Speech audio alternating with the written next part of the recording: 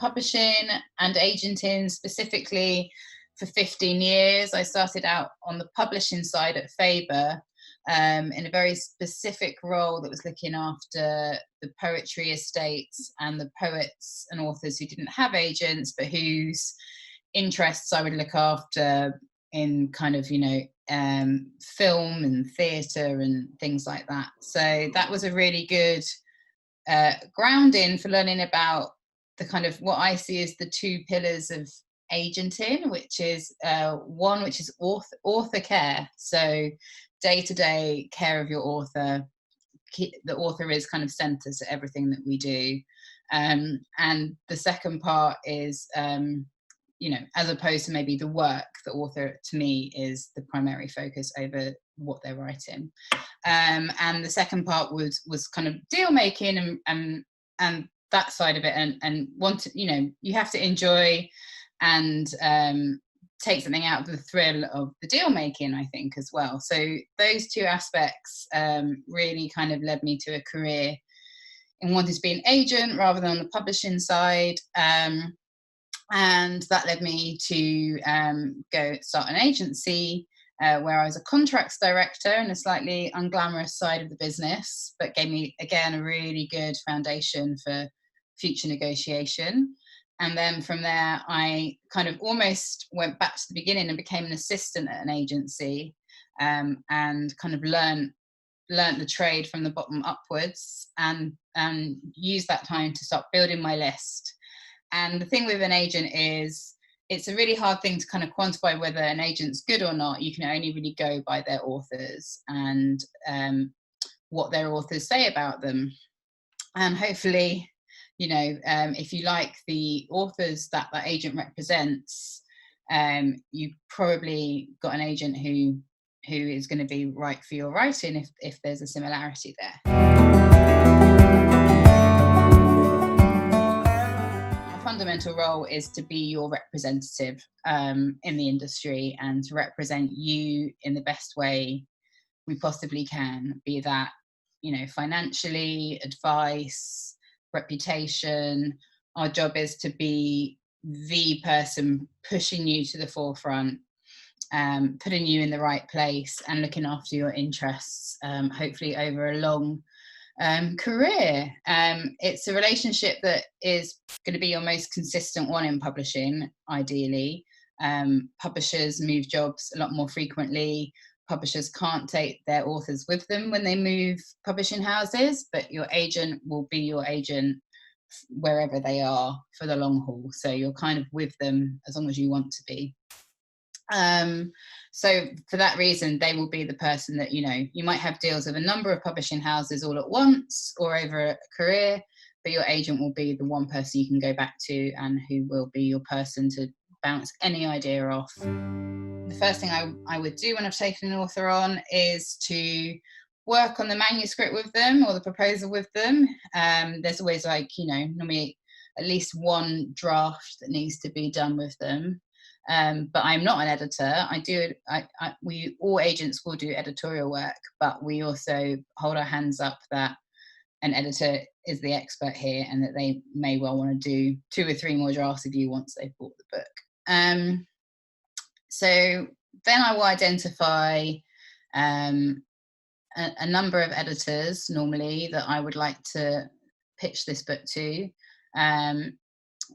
We spend our kind of most of our days meeting and chatting with editors and finding out what they're looking for, building relationships with them. And so you kind of get to know over the years which editors' tastes align with your tastes, who would be the perfect person to send certain books to.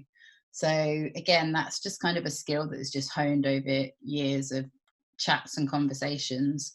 And at that point, sometimes I'll start speaking to editors just in a kind of, I see them at a party and I'll start talking to them about something I'm excited about. Other times it's a little bit more formal, where I'll just, spend a morning calling a dozen editors and pitching the book over the phone to them. The next stage is then we run either the submission process, which is often one of the hardest parts of the authors, because it's a long, quiet waiting game a lot of the time, because it takes people time to read. They're getting an awful lot of other things submitted to them. They have to find the time when they're not editing and working on their existing authors to sit down and try and find new authors.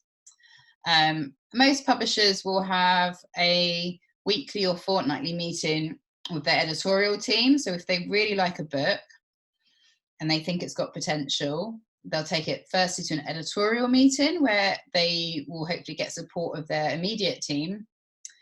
And then if they get the support of their immediate team, they then will take it to an acquisitions meeting, which can be like another week or two later.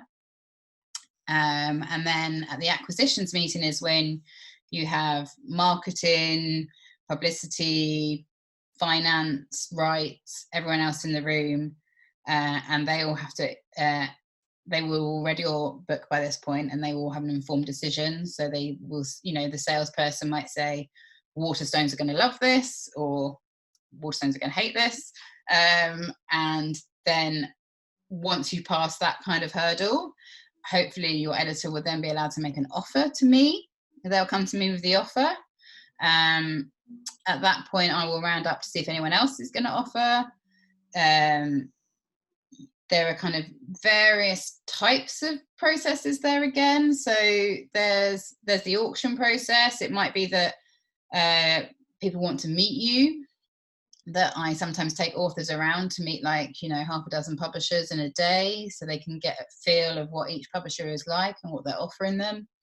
It might be that someone likes it so much and just really wants it that they do something that we call a preempt, which is an offer for their kind of highest offer to take it off the table that day. And they normally give you a window between about 12 and 24 hours in which to make a decision whether you're going to accept that offer or go to an auction. And you will sort of have to, as an agent, make a call as to whether you think you can get a higher offer at auction.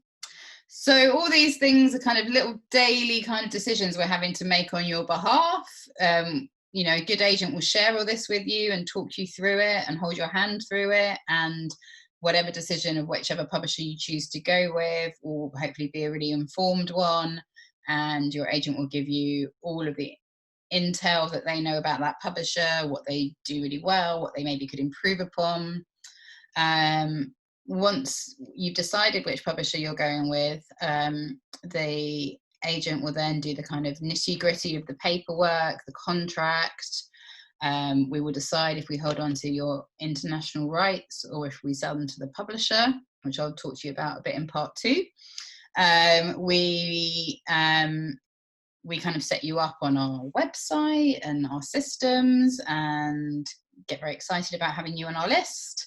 At that point, I will hand the author over to the editor to start talking about the actual edits of the book and how they might shape it.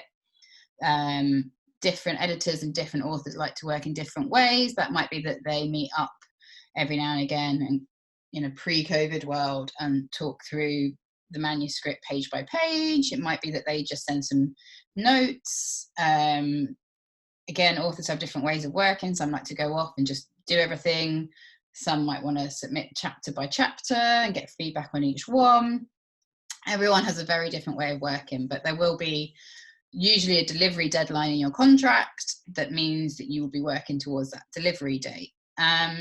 In that time, the agent doesn't, good agent doesn't just disappear from your life and let you get on with it. They will still be having conversations about your book, either internationally or for TV and film rights, or they will be taking you intermittently into the publisher's office and talking about, as it gets closer to publication, talking about publicity plans and marketing plans and how we can all kind of band all of our contacts and ideas together to make it the best possible book launch. We will, just hold them account for everything. So it just means that you can focus on the creative side, the exciting side, and we can be there in the background saying to the publisher, where's this, where's the cover, how many of you got ordered, and every step of the way, like something like a global pandemic happening, we're the person the publisher comes to first and goes, we're going to have to move the publication date, we're going to have to do this, we're going to have to do that. And the agent is kind of a sort of go-between as well. So we're also helping the publishers make that relationship more smooth, so they don't have to be, you know, we can like help temper bad news, we can help pass on great news, which is the more fun part. And we can also come up with ideas and strategies when things don't seem to be going so well. And then, yeah, so then the book comes out. We're still, again, involved. You know, most agents are kind of active on social media, promoting their authors. We meet people out and about, like, you know, festival organisers and things like that. And we'll always be just extolling how great your book is. And when you're ready to write the next book, which, you know, might not be for a while, but it might be very quickly, we'll help you with that and coming up with ideas for that, and just generally shaping your career as it goes along. So there's no kind of one thing, you know, one way that an agent works. Every agent works differently. I've worked at huge, big global agencies with thousands of employees and millions of assistants and different departments in different parts of the world. And I've worked in a 2-person agency, and they all work in very different ways, and it's about what works for you as an author. I personally have found that you know, I don't have an assistant. I work at a small agency, which allows me to be really hands-on with my authors. It means when you call me, you get me and not my assistant, and I can be a bit more flexible in the kind of deals I do and do interesting things across different platforms and different media. And, you know, there's nobody that is going to kind of have a problem with that. But what it does mean is that I also have an awful lot going on, and it's very hard to sometimes, you know, take on new authors and spend time developing new authors when I'm so hands-on with my existing authors to make sure that everyone gets my equal attention.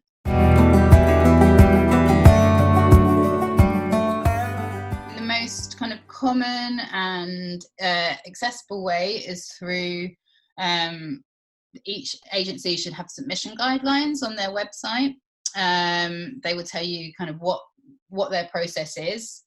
In general, if it's fiction, we normally want the whole book to be ready. We will ask you probably for the first 50 pages or 3 chapters, but what it can be really disheartening is if you love the first 50 pages and you go back to them and then they say, oh no, I haven't written any more, and then you wait 3-4 years for them to come back with the rest.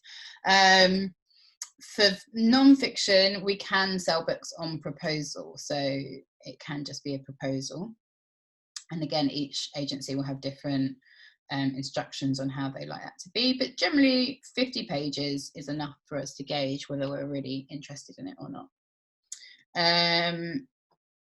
So there is also kind of various different handbooks, like the Writers and Artists Yearbook is the most common one, which has up-to-date information about every UK agency, I think American ones as well, and what they do and who they are and how to contact them. On our agency, we all have our own profile and bio, so you can just see which one of us is right for you. Most agents will expect you to only send to one agent at that agency. So I would identify one person at each agency. Yeah, I mean, you know, you might get approached by agents directly. You might even get approached by publishers directly. I always recommend, and I know I would say this, but if a publisher approaches you with an offer, that you ask them to put you in touch with an agent, because it is, for all those reasons I outlined, really good to have an agent fighting your corner. And, you know, sometimes what the publisher wants and what is best for the author don't always exactly line up. So it's always worth getting an agent to fight your corner, and they will always improve your deal and your contract more than they will cost you in commission. And agents don't get paid any commission until they've done that work for you. Do's and don'ts of submitting to an agent. I mean, they're quite basic, my don'ts. They are things like, make sure you get the agent's name right.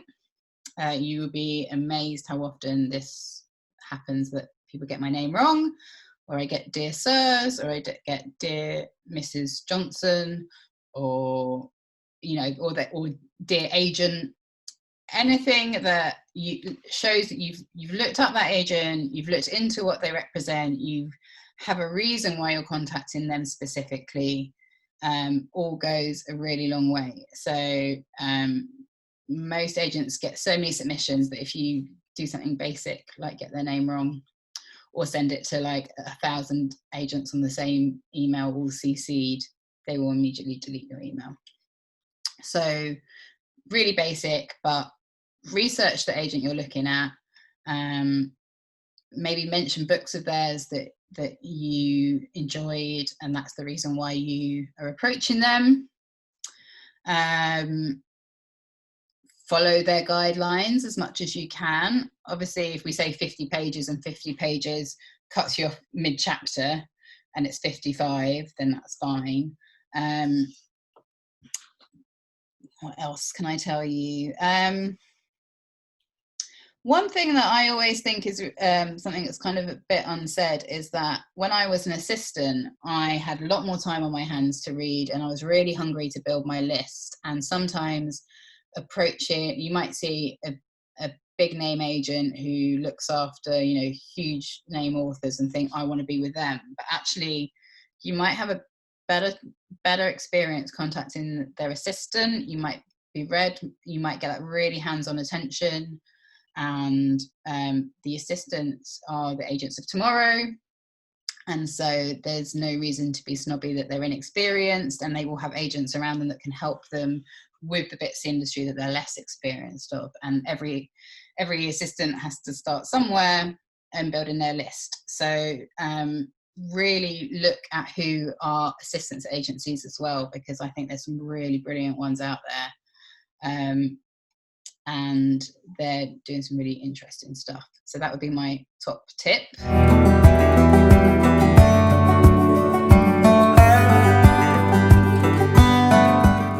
I get maybe 20 a day. So obviously that is quite a lot. It has actually increased during lockdown as well, because obviously people were furloughed and they've got more time on their hands, and there's an awful lot of virus thrillers and things going around. But if something catches our eye, we will, pay attention. And so if something seems right for us and they've nailed it with their pitch, then it doesn't mean that it will just go into a blank hole. But I can sometimes spend a whole day literally just kind of sifting through my submissions. I do try and take at least one afternoon a week where I go through them all, but we can get very, very behind, especially, like I say, I don't have an assistant. So the bigger agencies that do have assistants have a sort of filter sometimes. Obviously, you're relying on that assistant to have good taste, but they normally are the kind of filter before it gets to the agent. Also, I think as you become a more experienced agent, you often get other ways of people sending them to you. So sometimes I get publishers say they found an author and they want to recommend me as the agent. Sometimes I get other authors of mine who have author friends, and they get recommended to me through my existing authors. So it's not even the only way, and sometimes we directly approach people where we've seen something that they may have written and really want to develop it with them. So yes, there is a lot out there, but there's also a lot of agents out there, and so there is room. And like I say, there are lots of young, hungry agents building lists. There's probably now more than ever lots of smaller agencies and one-man agencies or one-woman agencies where people are leaving the bigger agencies because they want a more flexible way of working. And so I would say there's probably more actual agencies than ever. So yeah, it's not, it may appear that way, but it's not a closed industry. We always want great writing. We always want great authors to work with. So it's not, there is no gatekeeper. It's just time and time management for us.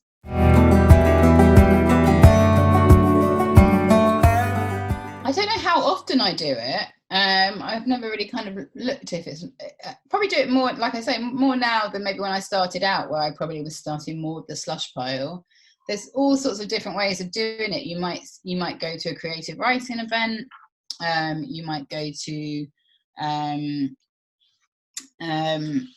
or any sort of event and see someone that you like, or you might read an interview with somebody in a newspaper or a magazine and think there's a book in that.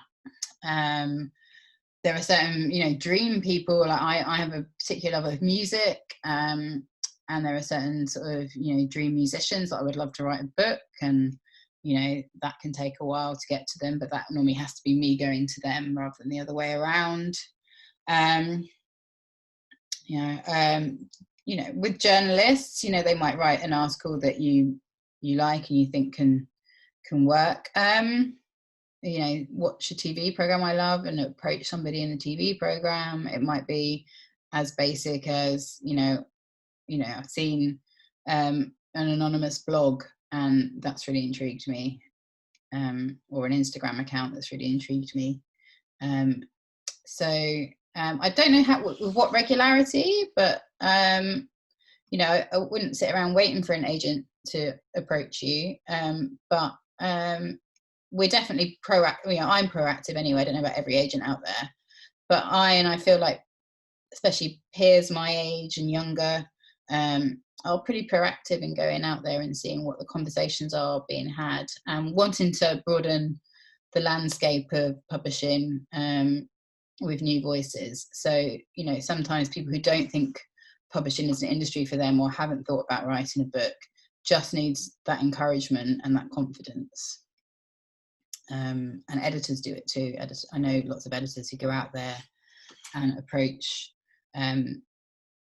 people they see saying funny things online and so on, and just talking to them about whether they've even thought about doing a book.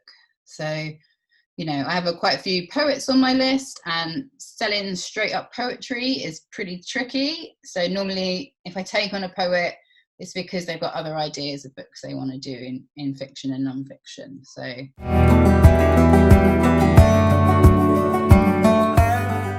again, I never calculate it by kind of year and month. My list is pretty balanced with fiction and non-fiction. My fiction tends to, novels take longer to write, they take longer to sell because they take longer to read. So, if a non-fiction idea is good, it's a good concept, you can normally put a proposal together and get an idea if a publisher's going to buy it in a pretty speedy time. So that's almost like the bread and butter sometimes. It's never quite as exciting as having a novel that you probably spent, at least a year with the author working it up and getting it into shape, and then other people love it just as much as you, and it gets nominated for prizes and all sorts, and it can really go big and turn into films and TV programs. And so there's something really special about the novel. Debuts are actually, in a way, you probably heard this if you kind of tune into any kind of stories in the book world, are an easier pitch than kind of an author on their third or fourth book sometimes, because there's no sales history, there's no previous mediocre sales history that would put a publisher off. They can start again and just launch somebody out into the world. And I'm sure you've also heard that sometimes some very big authors' debuts were actually their third or fourth book, and they changed their name and they hadn't sold their original ideas, and they decided to rebrand so that they could sell their book as a debut. So how many a year? I mean, it depends on the year. Maybe between 2 and 5. I know that doesn't sound like much, but if you've got existing authors you're working with already, that's actually quite a lot of time to give over to developing new writers. But different agents do different things. Some agents just do fiction, some agents just do non-fiction. I like to do a bit of most things. There's certain things I don't do, which is kind of sci-fi, fantasy, super genre-y, crime and thriller type stuff. But if my existing authors were like, oh, I want to try my hand at writing a thriller, then I would of course encourage them and help them. But I don't kind of go out looking for things like sci-fi and adventure that I don't really have an expertise in whether something's good or not, and I don't have the same kind of editorial contacts. That would be my colleague Ed, if you're writing sci-fi or fantasy. Yeah, you might find if you approach an agent who just does fiction, that you've got a better chance of them having time to take you on.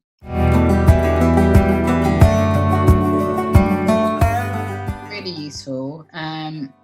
Obviously, sometimes people can be a bit grandiose and be like, this is just like James Joyce's Ulysses, or but especially kind of current in the last 5-10 years books that you might compare it to, is really useful shorthand for an agent to know if it's their kind of thing.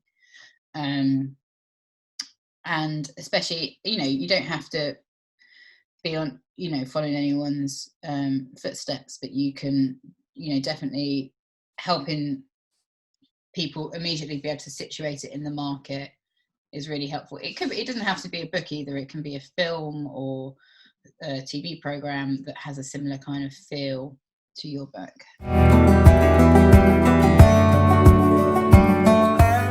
This is a really, this is a part that doesn't often get discussed immediately. Sometimes when people are looking for an agent, they just want to have like their book out in the UK and that's enough for them. But there can be occasions where a book's success can be built around its kind of international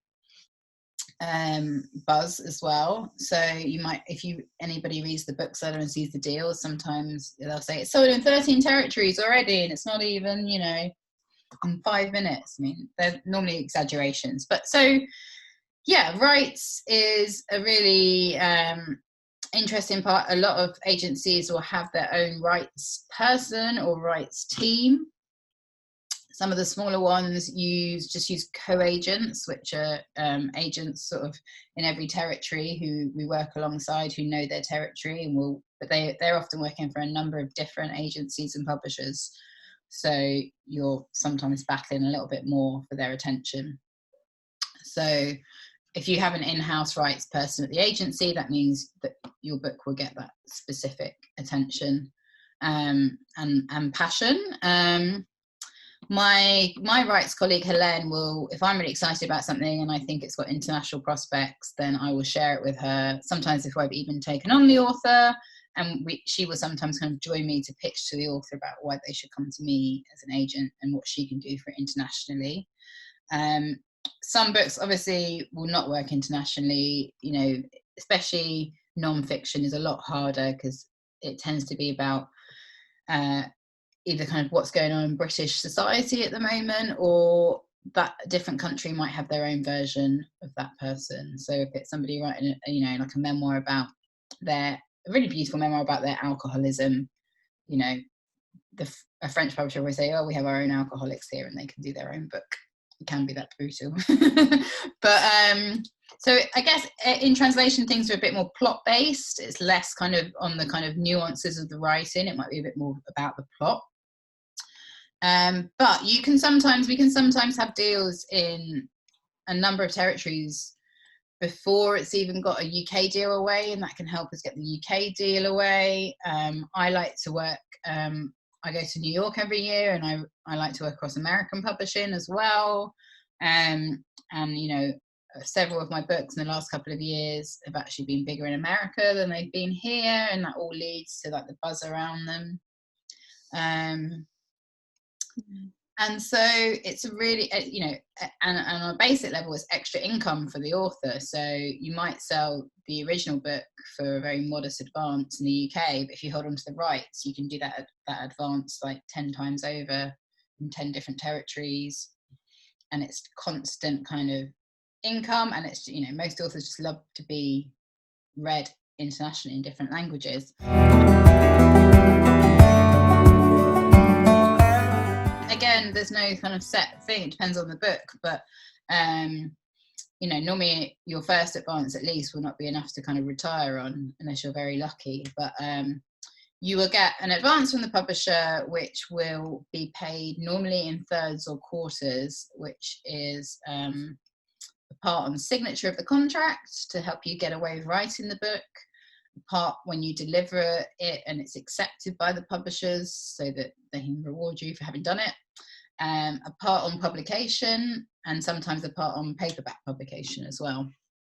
And then that, at the moment, that's one of the things that maybe has been quite affected by COVID, is that publishers are wanting to pay less upfront and more down the line. And that's something that your agent, that's why it's really great to have an agent, because your agent will go, no. Or they'll go, we're not publishing it for another year now, so we're not going to pay the publication advance. And your agent will go, no. So these are all reasons why an agent's really good to have on hand for when things like that happen and there's no one's there to kind of foresee it. And then internationally, advances are normally kind of a little bit more around the 4-figure range, unless you've written like a kind of super, you know, something that's really prime for that market, that they're really hungry for, and there's a big auction. But normally international advances are around the 4-figure mark. But American advances, America's a much bigger country. They print in much larger numbers. So your US advance should normally be bigger than your UK advance. So that's simply because they just print more. They're a bigger country. So, you know, a book that I might sell for, say, £10,000 in the UK, I might sell for £100,000 in the US. That's not like in every situation, but that's, you know, might be quite a good marker. And then the other thing, which is something that I'm particularly passionate about, and that I've actually had quite a lot of there's quite a lot of energy there at the moment, is the film and TV industry, and they're really hungry for books that adapt. It's obviously a very complicated process with developers and funding and a number of people on board and different scripts written by different people. But so, you know, probably 80% of TV and film deals don't happen, but the ones that you still get money while they're trying to make them happen. And the ones that do happen will just have amazing effects on your book sales. You'll get money for the actual TV, and it's a really, I think, really dynamic part of the industry that can give a whole new life to the book. As I'm sure anyone that watched Normal People would have seen, you know, just how that has really, you know, that book was already a great seller, but it's just gone to a whole new level from the TV series.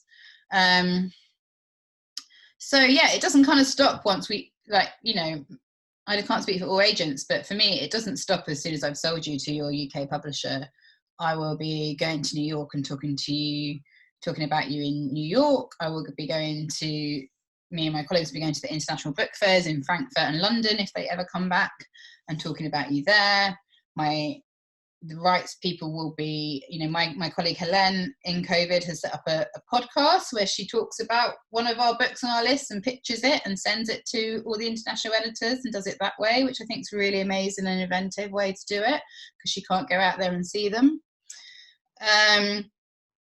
So it's a, you know, it's a really, it's a constant thing that's always happening. Like you know, some agents do, you know, I'm sure they do just like do the deal, they get their commission, and then they walk away and wait for the author to write their next book. But that's not how I work, and I wouldn't find that personally satisfying. I like to be involved as much as I can be. The other option, if we didn't hold on to the rights and we didn't sell them as an agency, is we would use them as part of the negotiation with the publisher. Publishers have their own rights teams. Again, they've probably got more books that they're selling rights for, so they aren't necessarily be able to dedicate as much time to each book, but they will maybe increase your UK offer to a much larger amount to incorporate your international rights. So then they will go off and sell them. And again, that can be really useful too. Like I had a debut novel with Penguin last year. they had the rights, and they sold it to a sister penguin company in America, who paid a separate advance and everything, but it gave them that kind of immediate access to the American side of Penguin, and they got a really great deal for the author. And sometimes if you can't get a deal internationally, what they can then do is they can distribute it in those territories for you. So yeah, and then once, going back to the model, once your book is hopefully earning enough, so if a publisher bought your book for say £20,000, and then they did £20,000 worth of rights deals on it before it even come out, you would be seeing profit straight away. So you'd be seeing, you know, money on every copy you sold. So that's one of the reasons why that money would go against earning out your advance if you sold it to the publisher, but if your agent kept it, they would just be separate little bits of income that kept coming in. So both models will ultimately earn you money. There's just, you know, people have different preferences, and it depends on the publisher and how good their rights team are and all those sort of factors. Once you have earned out your advance, hopefully you will be seeing royalties, and they are accounted to you every 6 months. So for most publishers, some are annual, but most are every 6 months. And we as your agents will check over those royalty statements, make sure they tally with what we believe they should be, and pay those out to you. So that's a nice little top up that comes in constantly.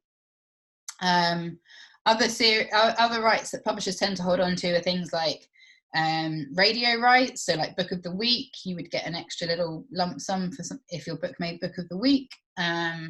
Serialization in magazines and newspapers, or things that the publishers tend to handle. So those are all just kind of little incremental ways that your book can start to earn out its advance. The thing about advances is you never have to pay them back, so you might not sell a single copy, but as long as you've delivered the book, and you won't ever have to pay that advance back. And there is sometimes an argument that it's not always best to take a really humongous advance that you've got no chance of ever earning out, because when it comes to sell your next book after your humongous advance, your debut, the publisher will go, well, we're still trying to earn back like £200,000 on the last book, so we can't invest in a new book. So there is sometimes an argument for taking a realistic advance that has a chance of earning out, making you see royalties, and then you're a more viable option for your next book and books down the line.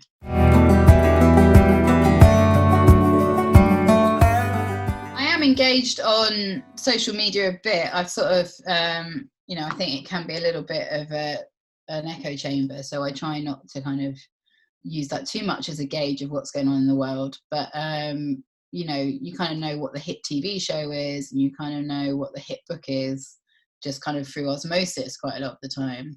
I wish I had time to read every kind of hot book out there that isn't one of mine, but I don't. But you know, I will try and read kind of, or dip into the kind of hot books to know what people are talking about. But I tend to try and not follow trends. Like if a book's good, and if I love the voice and the characters, then it doesn't matter what the genre is and what the market is saying. There are certain parts of the market where it's much more specific. So for example, I do a little bit in the kind of lifestyle cookery kind of area, and you know, there was a time where everyone wanted a vegan book, and then there was a time where everyone had their vegan books, they didn't want any more vegan books. And so with something like, and the kids market is a bit similar, and there are certain trends, like, you know, this week it's vampires, next week it's romance, next week it's like queer stories. You know, it can be a little bit more, if you're before the trend, you're too early and they don't want to take a risk. If you're a little bit too late, they've already got their author doing that on their list. So you've got to try and hit that moment where people are ready to try something new and they see a movement, but they haven't yet bought every book in that field already. So yeah, I mean, I try not to follow it in a sort of religious way and go out actively looking for like, oh, I really want some like, uplit, which was like a buzzword that was going around last year. I would never kind of approach stuff that way. I do personally feel like there's a dearth of kind of romantic comedies with sort of fresh ideas, and I do feel that there's a space outside of the horrible kind of chick lit kind of tag for really smart stories about women's relationships with friends and partners that I haven't seen loads of. But there are certain things I have a wish to see more of, but I don't. I think people and the editors that I work with and who are doing interesting, successful stuff, I don't think they're going out there looking sort of cynically for like who's the next Sally Rooney or anything like that. I think if a really talented young Irish writer came across my path, I'd be excited if their book was good, not because I could sell it as the new Sally Rooney, and that could be a detriment to them as well. So that doesn't really answer your question. I think personally for me, if the writing is great and I love it, then it wouldn't matter if it fell into a trend or anything. And like I say, there's something a bit kind of disconcerting about there being a trend for like Black voices or queer voices, because trends can disappear and it shouldn't be trendy. It should just be part of the canon for me. And so I'm glad that those voices are getting elevated and that those writers are getting paid on par with other writers. I think that there's something a bit distasteful about being like, oh yeah, writers of colour are suddenly actually selling books, so now we can just take them on. That wouldn't be why I would approach someone.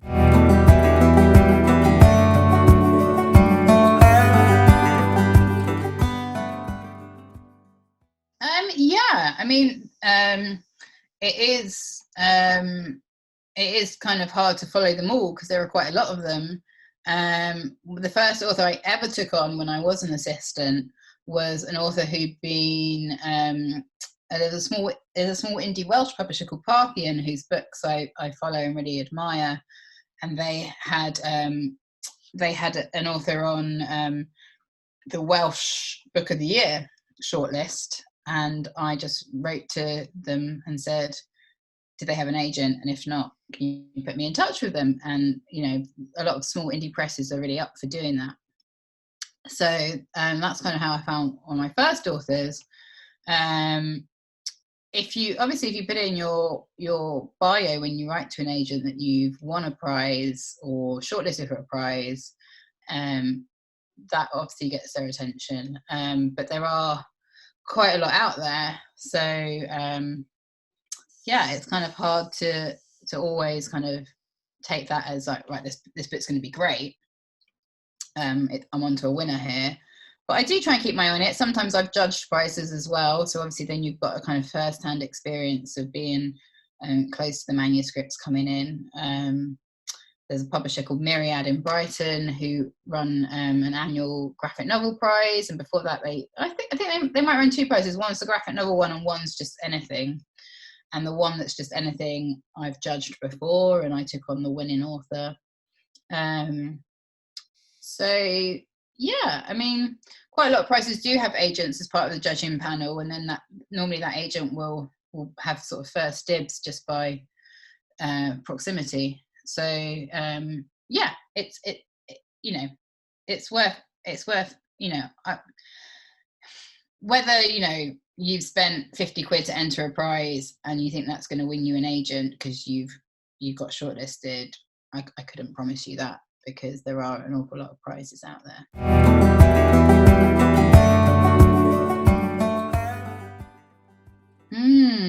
Well, again, there's no hard and fast rules, but like I said before, a little bit of research about me, a little bit of tailoring it for me to understand why you've approached me, and and you know that therefore you probably will fit into my list on what I'm looking for. A little blurb about the book is obviously helpful. You don't have to kind of give it all away. I often say that the kind of blurbs that you see on a book cover is quite a good comparison. So I don't need to know that, like, at the end, like, the brother gets stabbed, because then I'm just like, oh. But you know, a little bit of like, this is about these characters. It's set here. A big event happens that you know causes them all to reevaluate. ... That can be enough. And then obviously a bit about you. You know, anything that you have achieved that might be relative to your book. It can just be a little, you know, if you haven't done a creative writing course or you haven't been shortlisted for a prize, it can just be like, you know, my name's Jim and I live in Southend and I like walking with my dog. And that can be just equally as, you know, insightful. It doesn't have to be a whole list of your achievements forever. And like we said before, a comparison or two is often really helpful, just to kind of give us a kind of shortcut to know what we're looking at here. Yeah, and obviously if you've been published before, put that in. And with non-fiction, it's slightly different, I guess, because normally you're trying to identify something that's maybe not been done, you know, it might be a slightly different approach because you're talking about an idea or a concept.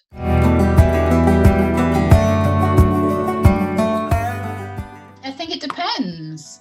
Sometimes I don't, because I don't want the spoiler, and I think it might kind of sort of distract me from being able to gauge the pace of a book. If it is the kind of book that has, like, you know, a big reveal or anything like that, then it might be slightly spoilery. So normally I'd probably read what I might do is read the 50 pages, then look at the synopsis, and then ask them to send me the rest if I was still excited about where they might take it. But I think every agent is different. I'm actually reading a book right now that I was sent on the slush pile that I'm quite excited about, but I haven't got to the point of offering them representation yet. There's some I've missed out on. Like, there was a book that came out this spring called Exciting Times by an author called Nisha Dolan, and I read that on the slush pile, and I desperately wanted to be her agent, but I lost out. So yeah, it's everything. You know, you could spend loads of time investing in an author and still not get to represent them. So it, again, that kind of adds to all the amount of work we have going on. Who else have I taken on? I mean, I've got quite a lot of my authors kind of onto their kind of second and third books at this point. So one thing that's been quite easy to get away in lockdown is kind of books with authors who have existing editors, so you don't have to do a wider submission. So I have an author called Lara Williams, whose debut novel came out last spring, and her paperback comes out next week, and that book's called Supper Club, and I think that's a really brilliant book and kind of probably a really good marker of the kind of books that I really like to work on.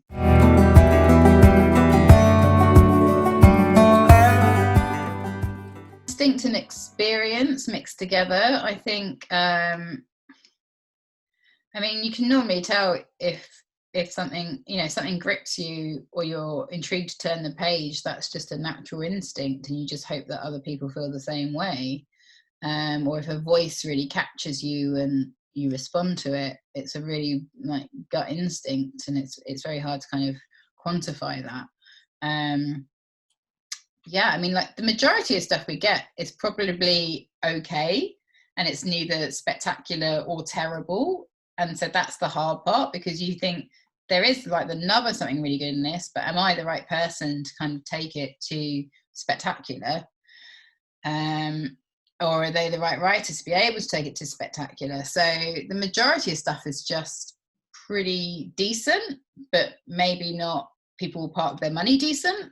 So that's probably the hardest thing about it, is that, you know, it's very rare that you see something that's terrible, and it's whether you keep going and you're excited about the nub of an idea. Stuff that's just kind of brilliant on a sentence by sentence level, I guess it's just an instinctive thing. And you know, I did an English degree. I've been in publishing for 15 years, so I kind of have read a lot at this point, and I know what is the kind of thing that I enjoy reading. And yeah, I mean, you can tell pretty quickly if something's great.